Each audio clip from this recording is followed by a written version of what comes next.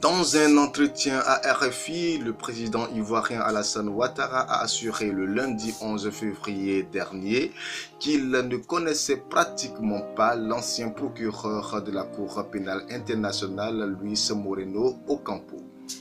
Il précisait l'avoir eu au téléphone une ou deux fois. Alassane Ouattara et Luis Moreno Ocampo se sont pourtant bien rencontrés à plusieurs reprises.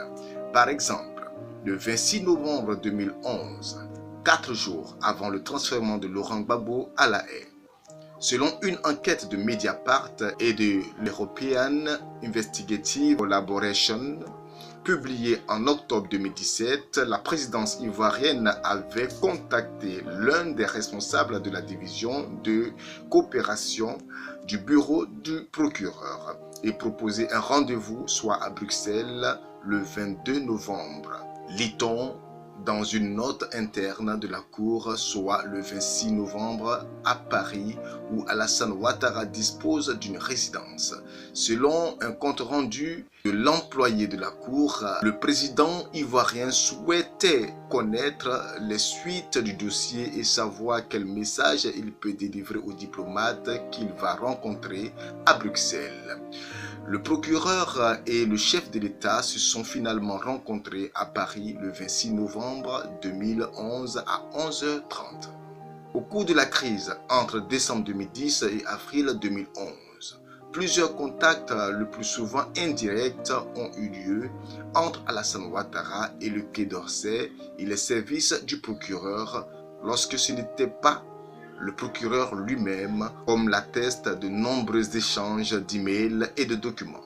Le bureau du président Alassane Ouattara était en liaison constante avec Béatrice Le Frappeur, alors conseillère de la délégation française à New York et ancienne directrice du cabinet de Luis Moreno Ocampo.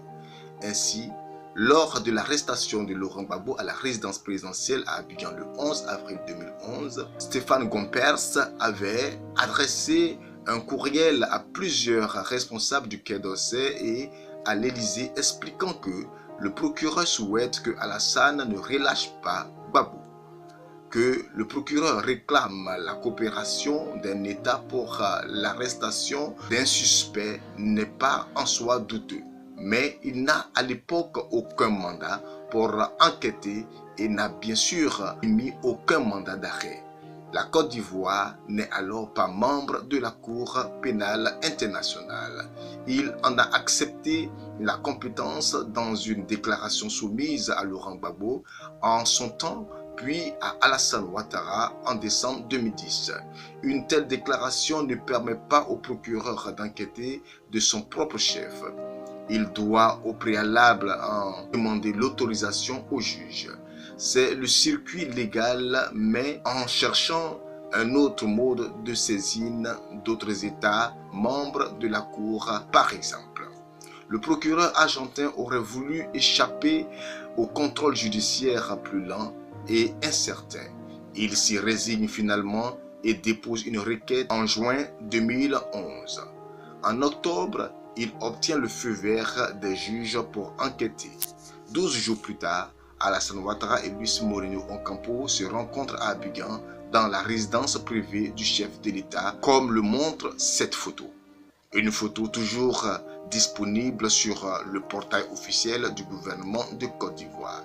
15 jours avant la fin de son mandat, en juin 2012, le procureur de la CPI était venu faire ses adieux au chef de l'État ivoirien. Retenons donc qu'au cours de cette affaire de la crise post-électorale en Côte d'Ivoire, Luis Moreno Ocampo et Alassane Ouattara ne se seront donc pas seulement parlé une à deux fois au téléphone.